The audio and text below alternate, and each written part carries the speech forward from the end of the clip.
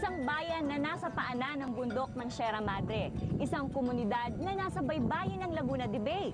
Ano nga ba ang naghihintay sa atin sa dakong nagtataglay ng ganitong topografiya? Nature tripping, island hopping, a place of calm and serenity. Yan ang mararanasan natin sa pagpasyal natin sa bayan ng Binangonan!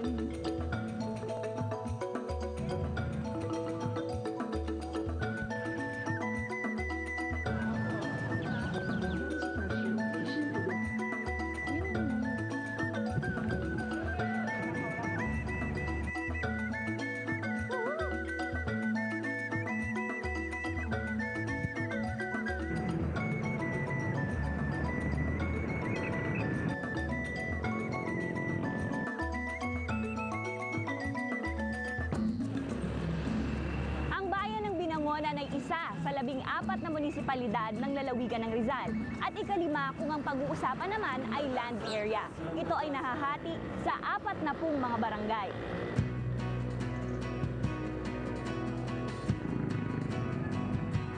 Itinuturing na first class na munisipalidad, ang Binangonan sa kanyang hugis at sulok na kalupaan ay matatagpuan sa paanan ng bundok ng Sierra Madre at sa gawing hilagang silangang bahagi ng Laguna de Bay.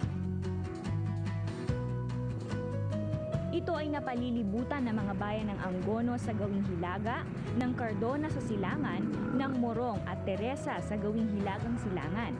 Ito ay may layong 24 kilometers mula sa bayan ng Pasig at 37 kilometers naman mula sa Maynila. Tinatayang 65% ng nasasakupan ng bayan ng Binangonan ay bulubundukin. Ang nalalabing bahagi ay kapatagan. Ang ilang barangay ay nasa baybayin ng lawa, samantalang ang iba ay nasa gilid ng bulubundukin ng Sierra Madre. Nagsimula ito bilang isang bayan na nagsasaka at nangingisda, ngunit sa pagdaan ng panahon ay umunlad bilang isang makabagong bayan kung saan bumangon ang maraming kalakalan at negosyo na nagbigay yaman sa kaba ng Binangonan.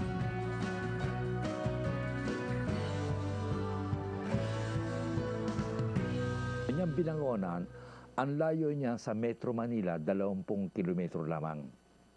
20 kilometro.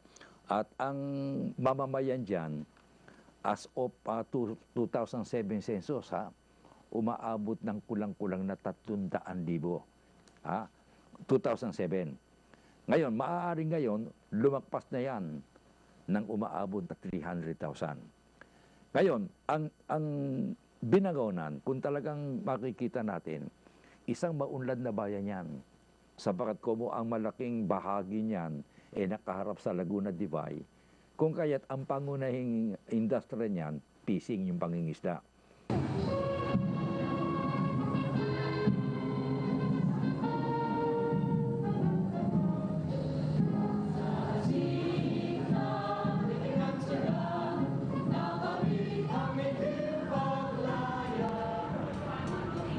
Munisipyo ng Binangonan sa pamamagitan ng pagtutulungan ng municipal government at ng mga pribadong sektor ng lipunan, nagpapatuloy ang mga mahahalagang proyekto sa bayang ito para lalong mapabuti ang pagsisilbi sa mga taong bayan at ang pagkakaloob ng serbisyong pampubliko para sa hinaharap na kaunlaran ng bayan ng Binangonan.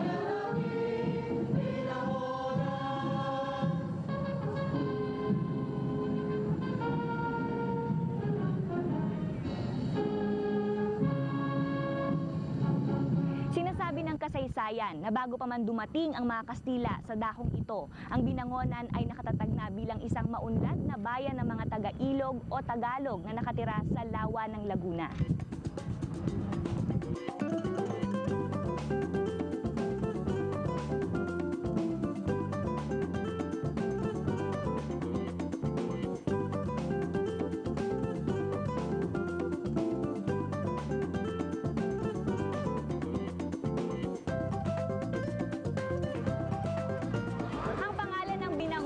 Hinango sa mga salitang ang lugar na binangunan ng bayan o sa wikang English ay where a settlement grows.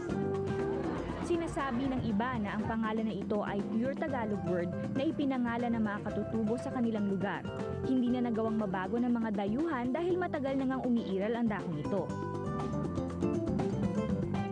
Pinagiging bantok niyang Binangonan ipinagiging bantog at ikinaaakit ng marami, kung kaya tinawag na itinuturing na tourist spot yan, baka saysayan yan kung titinan mo.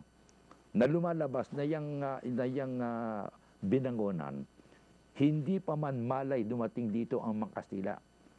At ang katunayan, sinasabi na diyan nakatuklas ng mga artifacts.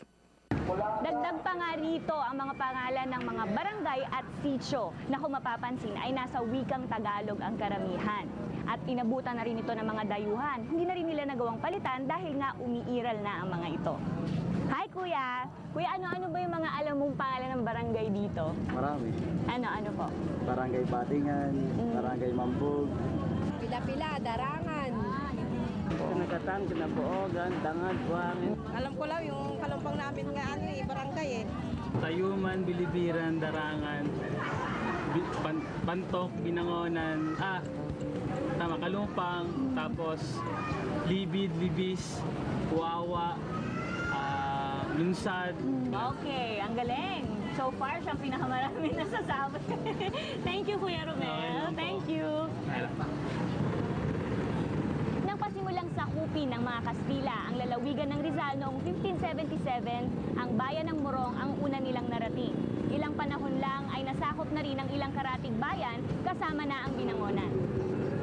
Nagsimula bilang isang rural community noong 1621 at naging ganap na bayan o munisipalidad noong March 29, 1900 sa ilalim ng pananakop ng mga Amerikano.